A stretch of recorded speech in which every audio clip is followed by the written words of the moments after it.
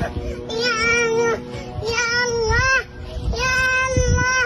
ya Allah.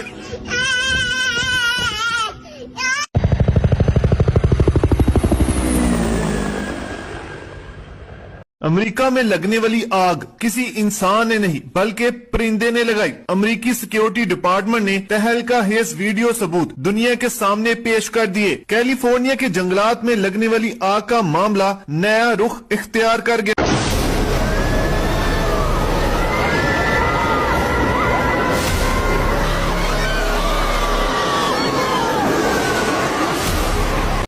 dem ko gis Amérique yenn temps mu ñëw mun na toj fanweeri dëkk lépp mu màbb ko sànni yàlla tere ko da nga fekk lu ay immeuble lépp mu jëñax ko daanaka fekk ba mu nokkee loolu la dajal bu fekkee tam ba muy nokki mi ngi dajal niir boobu dana def ndox moo xam ne dënnoom bi dafay daanu rek di rey di lakk ba léegi na ñu ngi seet naka la ñuy loolu lan moo koy waral fekk alxuraan wax na ko ka aw ka sayibin kon dégg nañ ko lii nag science mi ngi koy topp ba léegi waaye des na kon moo tax may wax alquran am na lu fireeku am na luy fireeku ànd ak ñun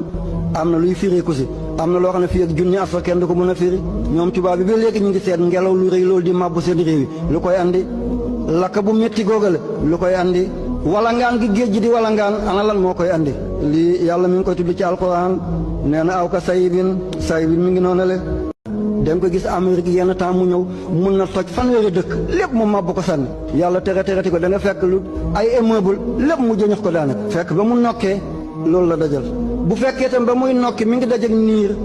boobu dana def ndox moo xam ne dënnoom bi dafay daanu rek di rey di lakk ba léegi na ñu ngi seet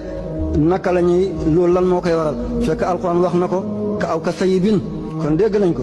lii nag science mi ngi koy topp ba léegi waaye des na kon moo tax may wax alquran am na lu fireeku am na luy fireeku ànd ak ñun am na luy fireeku si am na loo xam ne fii ak junni at fa kenn du ko mën a firi